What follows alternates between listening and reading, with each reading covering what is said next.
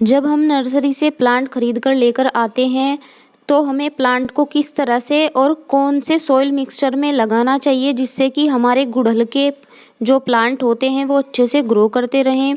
जो पुणे वैरायटी और कोलकाता वैरायटी होती है उनको ख़ास तरह के सॉइल मिक्सचर की ज़रूरत होती है ताकि हमारे प्लांट अच्छे से ग्रो होते रहें। ऐसे मिक्सचर में ही हमें उन्हें लगाना चाहिए। ये बहुत ख़ास बात होती है। सबसे पहला स्टेप हमें यही लेना है प्लांट लगाने से पहले कि हमारे प्लांट का सॉइल मिक्सचर स्ट्रॉन्ग होना चाहिए, तभी हमारे प्लांट अच्छे से ग्रो करेंगे। मैंने ये सॉइल मिक्सचर बनाकर तैयार कर लिया है। इसका क्या रेशो मैंने लिया है वो मैं आज आप लोगों के साथ में शेयर करूँगी। और जो पुणे वैरायटी और कोलकाता वैरायटी के प्लांट होते हैं हिबिस्कस के, उनको ख़ास केयर की ज़रूरत होती है। तो उनको हमें कैसे लगाना है और कैसे सॉइल मिक्सचर में लगाना है और लगाने के बाद हमें कौन सी कंपोस्ट उनमें ऐड करनी है जिससे कि हमारे प्लांट अच्छे से ग्रो करते रहें। वीडियो में आप बने रहिएगा, आपको पूरा प्रोसीजर समझ में आ जाएगा। और चैनल को अगर अभी तक सब्सक्राइब नहीं किया है तो चैनल को सब्सक्राइब कर लीजिए।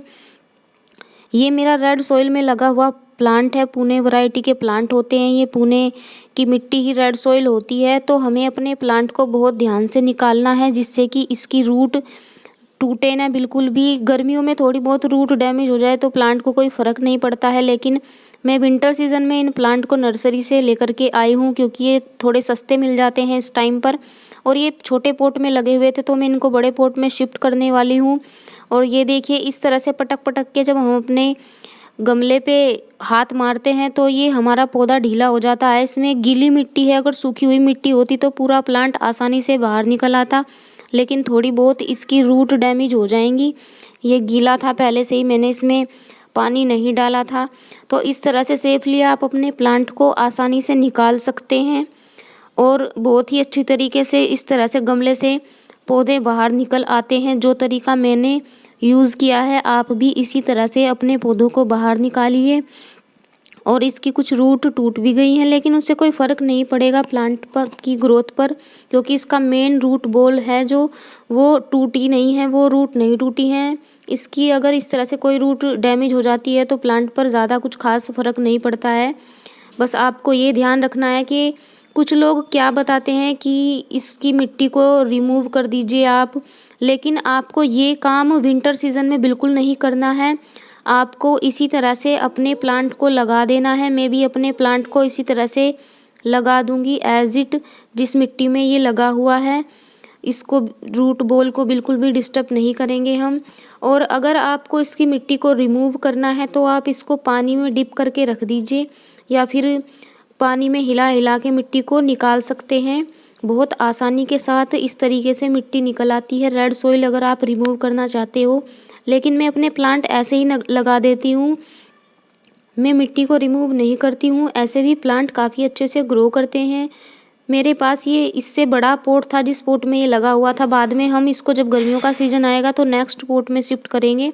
12 इंच के गमले में आपको कम से कम पौधे को लगाना चाहिए जो हिबिस्कस के प्लांट होते हैं, तभी उनमें अच्छी फ्लावरिंग आपको देखने को मिलती है। नहीं तो प्लांट की ग्रोथ अच्छे से नहीं हो पाती है। इसकी थोड़े दिनों में ही रूट बाउंड होना स्टार्ट हो जाएंगी, रूट फैल जाएंगी इस पॉट में।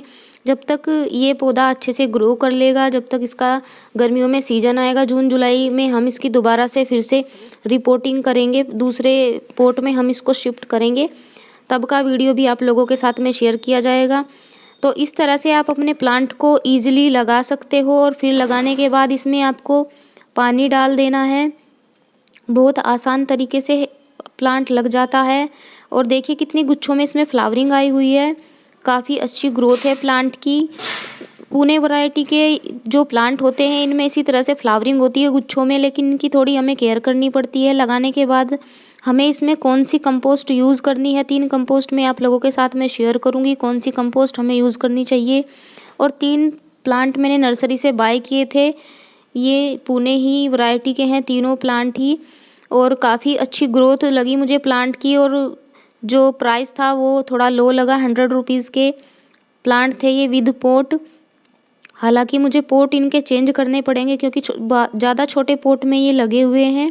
इस तरह से हमें अपने प्लांट को सेफली निकाल लेना है। देखिए इसकी मिट्टी सूखी हुई है तो इसकी रूट बिल्कुल नहीं टूटेंगी प्लांट की। इस तरह से हाथ पटक पटक के मारिए आप अपने पॉट पे, तो इसकी मिट्टी ढीली हो जाती है इस तरीके से, और आसानी के साथ पूरा पौधा बाहर निकल आता है रूट बॉल के साथ में। उसकी रूट बिल्कुल भी कहीं से भी डैमेज नहीं होगी। ये देखिए पूरा प्लांट बड़ी ही आसानी के साथ में बाहर निकल आया और एक भी इसकी रूट नहीं टूटी है, आप लोग देख सकते हैं। और इसको हम ऐसे ही लगा देंगे, इसी सॉइल में हम इसको लगा देंगे अपने पॉट में। 12 इंच के गमले में मैं दोनों प्लांट को शिफ्ट कर दूंगी, क्योंकि अभी मेरे पास सिर्फ एक ही पॉट है। अभी ये छोटे प्लांट हैं तो ये आसानी के साथ में शिफ्ट हो जाएंगे, उसमें अच्छे से ग्रो करेंगे 12 इंच के पॉट में। इस वाले प्लांट को भी हम इसी तरह से निकाल सकते हैं। और जो भी प्लांट अगर आप निकालना चाहते हैं घर पे, किसी भी तरह का पौधा हो, आप इसी तरह निकालिए तो आपका पौधा पूरी रूट बॉल के साथ में बाहर आएगा। उसकी रूट बिल्कुल भी डैमेज नहीं होंगी। ये तरीका बहुत आसान होता है प्लांट को निकालने का। और इस तरीके से हमने अपने सारे प्लांट निकाल लिए हैं सेफली। देखिए ये पौधा भी बहुत ही आसानी के साथ बाहर निकल गया और पूरा प्लांट बाहर निकल गया है, कहीं से भी इसकी रूट डैमेज नहीं हुई है। और इसमें ये पॉली बैग लगा हुआ है, यहाँ पे हम इसको भी रिमूव कर देंगे यहाँ से। ये देखिए यहाँ पे इसमें कोई पॉलीथीन लगी हुई है, मिट्टी के साथ आ जाती है कभी कभी, तो हम इसमें से रूट भी बाहर निकली हुई है, हम इसको रिमूव कर देंगे। इस तरह की अगर आपको कोई चीज़ दिखाई देती है तो आप उसको तुरंत रिमूव कर दीजिए, अपने प्लांट में रहने मत दीजिए।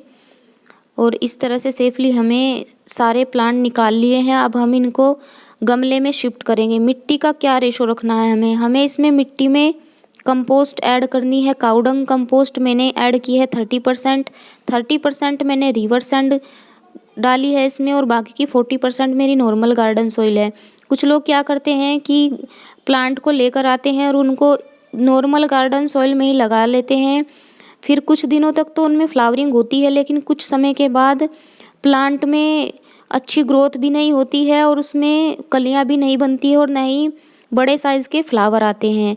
तो आपको कंपोस्ट ज़रूर ऐड करनी है प्लांट की अच्छी ग्रोथ के लिए, ये करना बहुत ज़रूरी होता है। जो देसी रोज़ के प्लांट होते हैं उनमें ज़्यादा केयर की ज़रूरत नहीं होती है, लेकिन पुणे वैरायटी या फिर अमेरिकन वैरायटी के जो हिबिस्कस के प्लांट होते हैं जिनमें बड़े बड़े साइज़ के फ्लावर आते हैं, तो इस तरह के प्लांट को हमें कंपोस्ट ज़रूर देनी है। जो भी कंपोस्ट आपके पास अवेलेबल हो वही कंपोस्ट आप अपने प्लांट में डाल सकते हो। मेरे पास काउडंग कंपोस्ट थी, आप वर्मी कंपोस्ट या फिर लीव कंपोस्ट या फिर किचन वेस्ट से बनाया हुआ खाद कोई भी यूज़ कर सकते हो, जो भी आपके पास अवेलेबल है।